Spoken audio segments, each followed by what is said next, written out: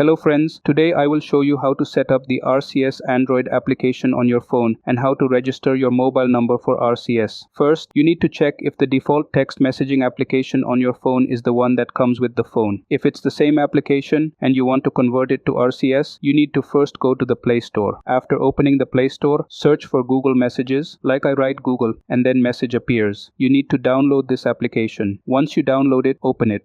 When you open it, it will ask you to set it as the default app.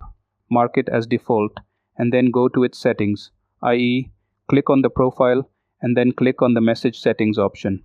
After clicking on it, the first option at the top is RCS Chat. You need to click on RCS Chat and here enter the mobile number you want to verify. Once you enter your number, click on the Verify option. After verification, you will see your number listed as connected. Now your number is connected to RCS and you can send and receive messages through RCS. After this, you need to go back and check how to test our RCS service on your phone. To get the demo panel, first open Google Chrome. Once in Chrome, visit our website 𝐵𝐿7.com and search for RCS SMS. After that, you will come to this page where you will see the How to Test Application option. Click on the Direct Download option. It will prompt you to download again. And once the download is successful, go to your internal storage or file manager. Here, you will see the APK option. When you click on it, it will ask you to install. Click on Install. During installation, your phone may ask for permission to install the app, and you need to go to your Google Play Store profile.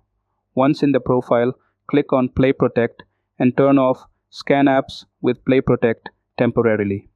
After this, go back to the application package and click again to install. Once installed, the app will scan your phone, and once the scanning is complete, it will give you the option to open the app. However, do not open the app immediately.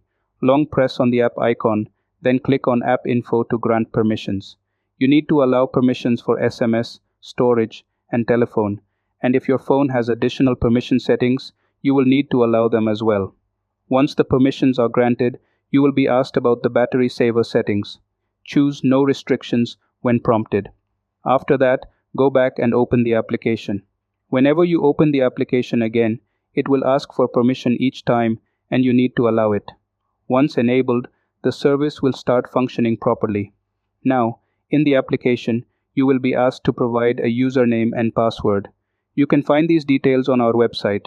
Once you enter the username and password, select RCS as the service type and save it. After this, your account will receive messages from the campaign and you can start sending messages. Friends, with these settings, you can complete the RCS setup on your phone. It is crucial to set RCS as the default messaging app to send and receive messages through RCS. If you use the phone's default internal messaging app, you will not be able to send or receive messages through RCS unless you mark Google Messages as the default. Ensure these settings to successfully test RCS on your phone. Thank you for staying with me.